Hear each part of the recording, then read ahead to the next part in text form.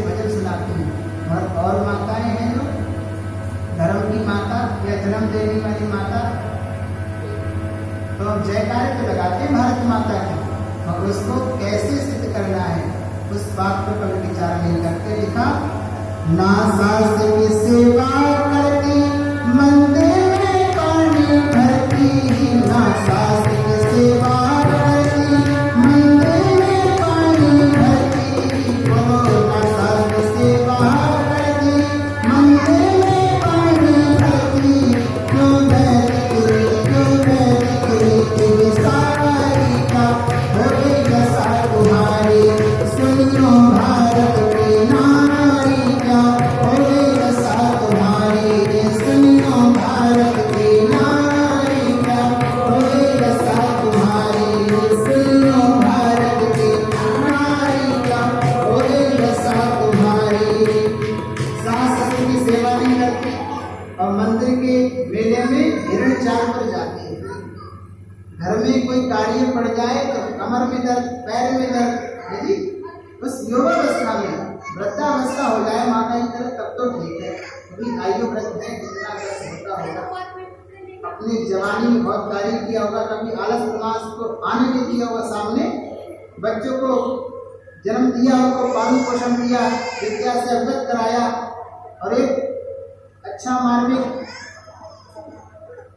जीवन बना दिया। तो ये सब बातें हैं। वेद में ये नहीं आया कि हम किसी भगवान को एक सिद्ध करके उसकी पूजा करें। अरे परमात्मा की तो पूजा होती ही नहीं है, परमात्मा की तो क्या होती है बोलो, उपासना हुआ करती है। उसके निकट बैठ करके आसन पे एकांत वास में बैठ करके ओम नाम का उच्चारण हुआ करता है, गायत्री का पाठ हुआ करता है, वेद मंत्रों की ध्वनि गुंजायमान होती है। चाणक्य ऋषि लिखते हैं कि ना विप्रपाद होता कर तुम्हारी, ना वेद शास्त्र ध्वनि गर्जितानी और संसार कल्याण ग्रहणतानी। क्या बताए विप्रमाण विद्वान, जिस घर में विद्वानों से पैर धुल करके कीचड़ ना हुई हो, जिस घर में स्वाहा स्वाहा की आहुति गुंजायमान ना हुई हो, जिस घर में वेद शास्त्रों का पठन पाठन ना हुआ हो, वो घर घर नहीं होता, वो शमशान के तुल्य बताया है। चाहे कितना भी बढ़िया कोठी दाना मार्बल लगा ले, वो घर घर नहीं, वो शमशान भूमि है। तो इसलिए हमारा कर्तव्य बनता है इस संसार में आकर के उस परम पिता परमात्मा के गुण गाना ही चाहिए। हमें जब सुख की कामना रहती है तो हम सुख के जैसे कार्य करें। अरे कोई अच्छा पकवान बनाना पड़ता है तो बताओ मार्केट में जाना ही पड़ेगा या स्वयं चल करके आ जाएगा, वो तो जड़ वस्तु है। देवी पूछती है पत्नी से, बोले क्या खाना है, बोले फला फला बना लो। बोले तुमने लाके रखा, लाके रखोगे तो बना देंगे, पनीर खाओगे तो पनीर बना देंगे, कोई साग सब्जी खाओ तो वो लाके आनी पड़ेगी, पहले लेकर के आने के बाद उसको बढ़िया धो करके काट करके छोड़ करके तब जा करके आपके सामने परोसेगी, तभी साथ में उसके फुल्का खा सकते हो, तभी उसका आनंद ले सकते हो। वरना वो वस्तु जो रखी रहे और आप देखते रहो उसका स्वाद मिल जाए, मिलने वाला नहीं। लिखा, अरे विद्या को पढ़ो पढ़ाओ, पतिदेव का हुक्म बजाओ, विद्या को पढ़ो पढ़ाओ, पतिदेव का हुक्म बजाओ, हाँ विद्या को पढ़ो पढ़ाओ, पतिदेव का हुक्म बजाओ। सीता सी बंसी कासी महतारी क्या हो गई दशा तुम्हारी, बंसी कासी महतारी क्या हो गई दशा तुम्हारी, सुनियो भारत की नारी क्या हो गई दशा तुम्हारी, सुनियो भारत की नारी क्या हो गई दशा तुम्हारी, सुनियो भारत की नारी क्या हो गई दशा तुम्हारी। हर जगह लिखा होता है कि बेटी बचाओ और बेटी पढ़ाओ। मैंने उसको थोड़ा बदला है, बोले बेटी को तो हर कोई पढ़ाता है, बचाता भी है, मगर तभी श्रेष्ठता जीवन में बेटियों की नहीं है। माता पिता को 25 वर्ष की उस अवस्था में कर देती है और छोड़ करके नकार देती चली जाती है। वो 6 महीने का अकबर जो भी गोंडन वंश से है, हिंदू बन करके कलावा बांध करके आपको भ्रमित कर देता है मन बुद्धि से और ले जाता है। हमें माता पिता की याद ऐसे दिखाने में रख देते हैं।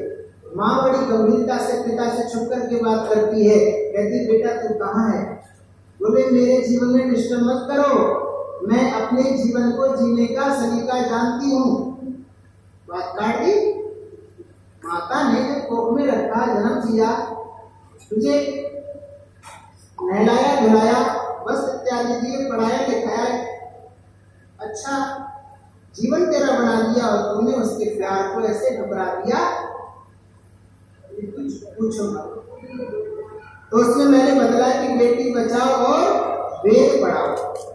बेटी बचाओगे, पर हमारे पास में 4-5 बच्चे हैं, बेटियां हैं, बेटे हैं, तो एक बच्चे को जरूर हम गुरुकुल भेजें। बेटियों को तो अक्सर भेजें। बेटी तो 2 कुलों का नाम रोशन करती है। तो हमें वेद मंत्र का पाठ हो जाएगा, तो हम हालांकि प्रचार ना करें, कोई बात नहीं, हम अपने घर में तो कर सकते हैं ये जगन। ऐसी स्तुति घर में किसी समय बैठ के कर सकते हैं, तो हमारा जीवन बदलेगा, तो आने वाली संतति भी बदलेगी। उसको फिर पाठ पढ़ाने की जरूरत नहीं है। हमारी दिनचर्या में फैल जाएगी तो बात, तो स्वतः ही वो कोई विदुषी बन सकती है, कोई धर्मात्मा परोपकारी सत्यनिष्ठ वक्ता बन सकता है।